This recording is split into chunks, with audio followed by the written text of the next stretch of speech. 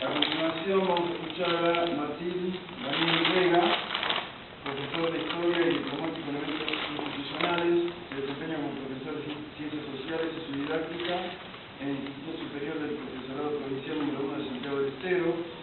Disertó el año pasado en la primera jornada de Historia de Santiago del Estero y el NOA con su tema Las Políticas Rurales, 1963-1966. En el mes de octubre disertará en el encuentro de jóvenes investigadores en Santiago del Estero con el mismo tema que presentará en unos instantes. La ponencia de Martín se denomina Obispado de Fray Manuel Mercadillo, 1698-1704, Diócesis de Tucumán, con asiento gubernativo en Santiago del Estero. Muy bien, muchas gracias, Esteban.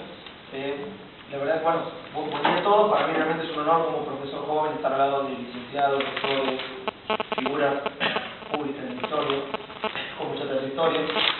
Cuando hablamos de historia de la Iglesia no podemos dejar de ver el respecto a Argentina a Santiago del Estero. Santiago del Estero no solo como madre de ciudad, sino como madre de Iglesia.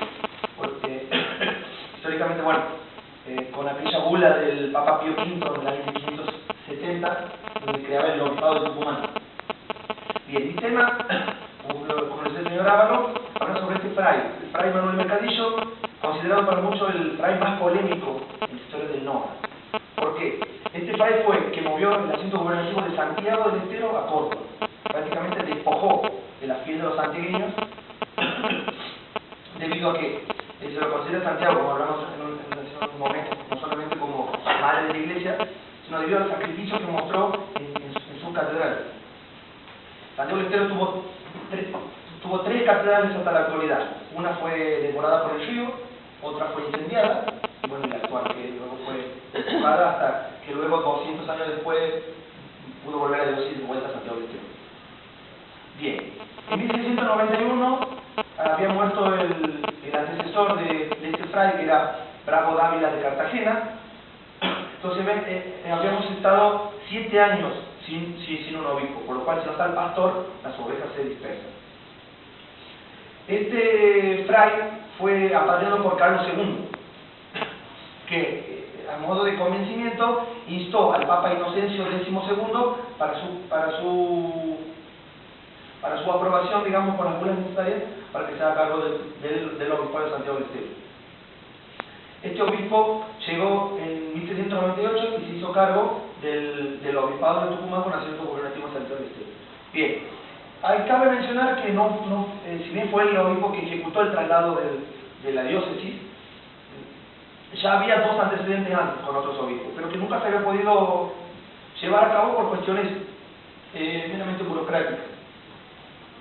Entonces, ahí es donde por ahí un poco me diferencio de algunos historiadores santiagueños en hacer mención a echarle únicamente la culpa a esta figura, a la figura de este fray. Bien, cuando hablamos de este fray no solamente vamos a hablar del tema puntual que es el movimiento del asiento gubernativo de la diócesis, sino también su campaña contra los jesuitas. Aquí un poco refuerzo la teoría del señor Londoño, que nos decía del anti-jesuitismo no algo como del siglo XVIII, sino también puede verse del siglo XVII. Entre las cuestiones que persiguió a los jesuitas, una de las cuestiones era el diezmo.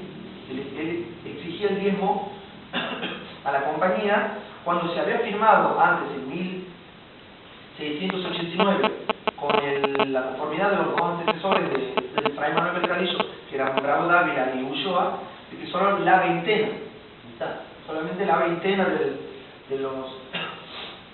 las estancias de los jesuitas. Bien, se intentó apelar y el padre los excomulgó al rectorado de la universidad y al noviciado de la Compañía de Jesús. Según el fray Cayetano Bruno en sus libros, fue algo deshonroso para los jesuitas. Otra de las cuestiones que también se puso en el juicio contra los jesuitas fue la cuestión de la fiesta de San Pedro, en donde el padre no los invitó a los jesuitas, por lo cual, bueno, la cuestión lógica no fueron, pero luego se agarró de eso para mencionar que no asistieron a la fiesta patronal de la diócesis. Entonces se instó a todos los clérigos suyos a no aparecer en ninguna fiesta de los jesuitas, ninguna fiesta de los colegios de la compañía. Bien. Otra de las cuestiones donde se va a ver su forma y es uno de los objetivos de mi trabajo, mostrar las directrices, las decisiones y la gestión de su gobierno y las relaciones, sobre todo con los jesuitas, con los fieles y con las autoridades civiles. Luego había un conflicto con Zamudio, el gobernador de Córdoba en ese momento, donde Zamudio hace constar a su majestad de que este fray no permitía a una novicia analfabeta y de un estado de salud deplorable, no se le permitía profesar con la madre, con las monjas Teresa de Córdoba. De este fray se encuentra escrito muy poco porque solo vivió 6 años en Argentina, es decir, 12 en Santiago y 4 en Córdoba. Por lo cual, yo trato de plantear mi mirada santiagueña, la visión santiagueña, debido a que el fray dejó descendientes, su casa y los pocos archivos que hay en Córdoba. Bien, vamos a entrar a un tema importante que es el sínodo diocesano, que se celebró el 30 de octubre de 1700 en Córdoba. Se habla de que no solo derecho a mejorar a su diócesis, sino de dar forma legal a los autos violentos dictados en contra de los religiosos. Estos fueron apelados ante la audiencia de Charcas, la que ordenó que el prelado no ejecutara cosa alguna, por la que las resoluciones del sínodo fueron letra muerta. Es decir, para que se apruebe un sínodo, a la audiencia de Charcas debía dar el ok. Encontraron Jujuy.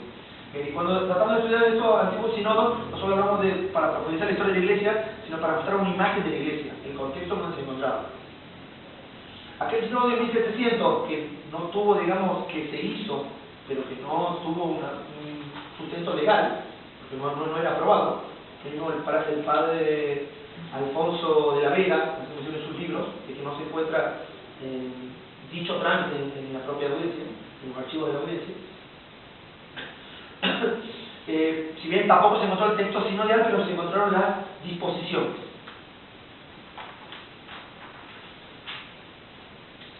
Bien, en el Archivo General de Indias también se encontró un importante documento sobre este sínodo, pertenece al legajo de Charcas 220 y consta de 17 carillas.